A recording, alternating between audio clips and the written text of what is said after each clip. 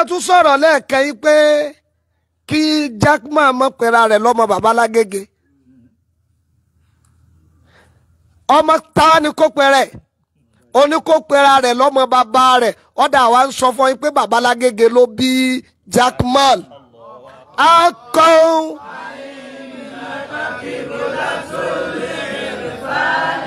ó ní ẹ̀rí ni wọ́n máa fi ń sọ̀rọ̀ ọ̀ ń sọ lẹ́nu rẹ̀ pé ẹ̀rí ni kò sí tọ́ka tèmi ọ̀dà ẹ̀rí tá a mú fún yín pé ọmọ bàbá Lágége ni Jackman bàbá Lágége náà ló bí.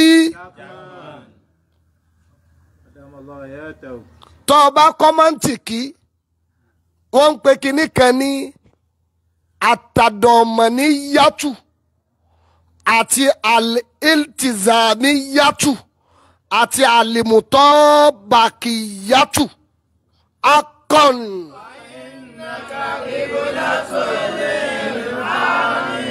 so lọ́mọ mú èyí tó bá jẹ́ tiẹ̀ ń bẹ̀ ọlọ́run wá ẹ̀rí àlíwá ní mọ́ní àlámọ̀ká harifa wàhídàn fàwúwá àbúká fìdíìnì akọ́n.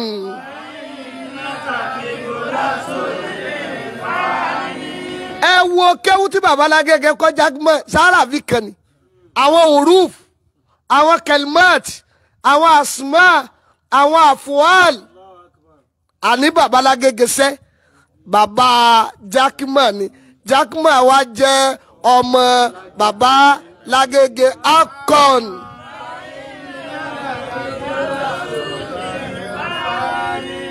Ajiwa Abdul Fatai ẹni tó lóun wẹ́rì ẹ̀rí láti fún ọ ẹ̀rí láti fún ọ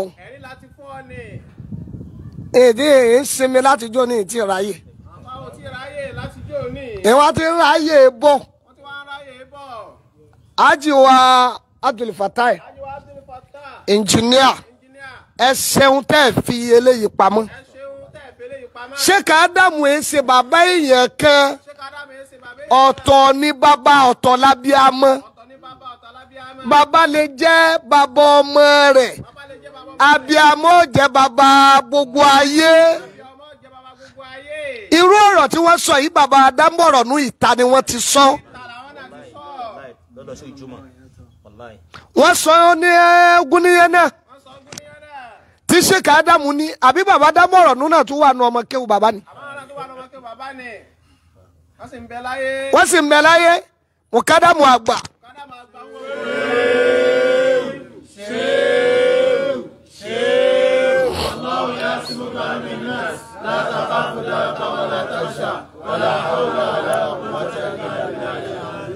bàbá mùkádàmù àgbà wọ́n láwọn rí Sheikh Adamu lójú oorun lásìkò tí Ọlọ́run yọ sàká àlàáfíà lára àwọn àgbàlagbà àìsọpọ̀rẹ́ àgbàlagbà Ọlọ́run yọ sàká lára wọ́n wá rí ní ọ̀rẹ́ wa kan ní wọ́n ṣe báwọn kò lè dọ́rọ̀ sọ àfikẹ́ bá parí ẹ̀ làákàyè àwọn jẹ̀mọ́ ní ń lò àwọn ọmọ yìí pé làákàyè jẹ̀mọ́ ní ń lò akàn.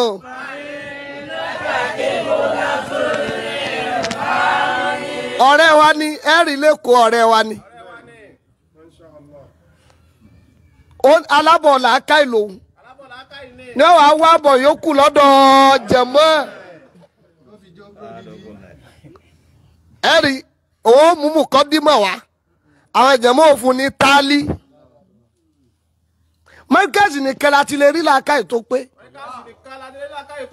tuntun ló tún gbọ́n mọ́kẹ́sì nìkan láti lè rí làákàyè tó pé wọ́n wá ní làákàyè rẹ làákàyè ọ̀dọ́ yín ò pé já mọ́ wọ́n bá ti sọ̀rọ̀ sílẹ̀ yìí ní sí làákàyè rẹ ò pé nítorí pé àní làákàyè nìkan ò pé àmọ́ mọ́kẹ́sì nìkan láti lè rí làákàyè tó ṣe kí ni. Sheikh Adamu ló sì sọ ọ́ fẹlẹ́ yòó pamọ́ wa iza turidul bayana awi ziyada. ọba ń fẹ́ àlàyé dáadáa. Vazab ila al-markaz agege inda Muhammad Habibullah. Akọ.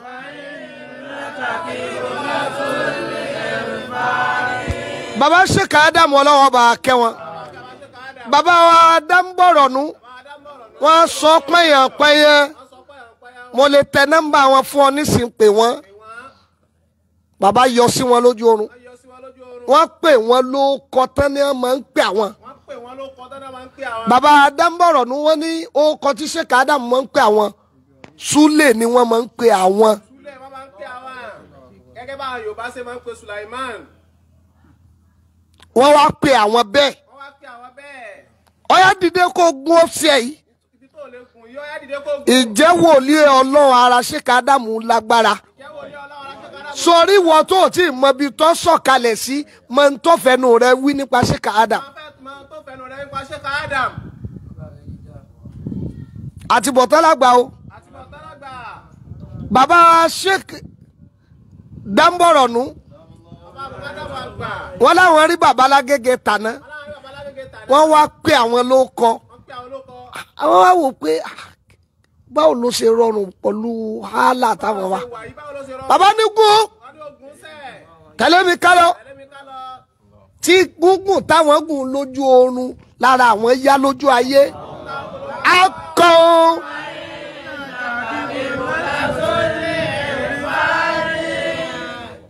Ajiwa Abdul Fatai. Ọlọ́run wọlá ẹ̀rí tẹ́ jẹ́ fún gbogbo ayé yìí. Ẹ ní wálẹ̀ nínú engineering. Ẹ lápa rere láyé. Ẹ sọmọ kéwù bàbá lágége. Ẹ wá nífẹ̀ẹ́ wọn tójú tọmọ kéwù mi gan lọ. Ẹ wá tún bí àkọ́bí yín. Ẹ wá sọ ní Adam. Bàbá lágége. Aṣẹ́kù.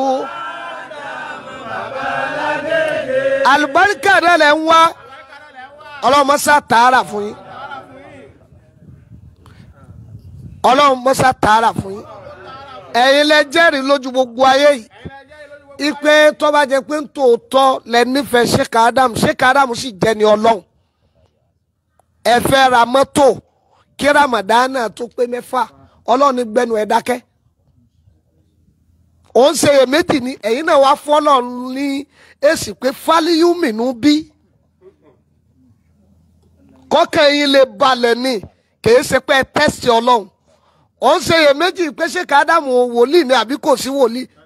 Ọlọ́run fún yín lésì bẹ́ẹ̀ ẹ̀yin náà wá dákẹ́ pé kí n lè nígbàgbọ́ tẹ́yẹ́yẹ́ ni. Walakin liyatma'inna qalbi. Kọ́kàn mi lè balẹ̀ ni. Kí n má tẹ̀lé wrong person. Ọjà tẹ̀ ń tẹ́sítì ẹ̀ wò. Jẹ́ ń tẹ́sítì ẹ̀ wò. Ẹ wá tẹ́sítì wìláyà ara Sheikh Adam. Ẹ wá bá wìláyà náà ní wìláyà tún kàmílà tún múnírà. Ẹ wá ní láàrin kí Ramadana tó di ọjọ́ 6 Ọlọ́run ní gbẹnu ẹ̀ dákẹ́ ń ṣe kọjọ́ 6 tó tó. Ọlọ́run wá ṣe é fún yín kí Ramadana nígbà tó di 3 mo rí yín tẹ̀ ń páàkì lẹ́ẹ̀kan. Ẹ yá ẹ wọ mọ́tò ń wọnú ọgbà yìí wá. Akọ.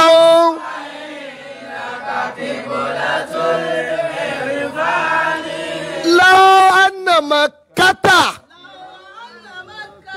Àbá àwọn Adéwọ̀lú. Àfáà náà kọrin ṣeríire lọ́dún yìí. Ṣé rí Ọlọ́run gbogbo ẹ̀yin tẹ́ wà lára bàbá lágége. Ẹja níyẹn wá lọ mọ́. Bẹ́ẹ̀ bá ti so mọ́ bàbá òun, ayé ó sì mọ gbàǹtí ń bẹ lọ́wọ́ ẹ̀. Bọ́ bá sọ̀rọ̀ ni ó rí sọ. Bí ó bá débì ká yọ ọmọ fẹ́. Bọ́ bá sọ̀rọ̀ tiẹ̀ láyé fẹ́ gbọ́. Bọ́ bá kọrin orin rẹ̀ láyé fẹ́ kà. Bọ́ bá nájà ọjà rẹ̀ láyé fẹ́ pẹ́tì.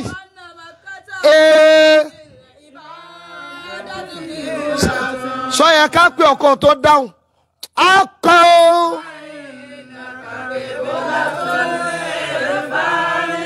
sídìkọ ń fàyè nàka.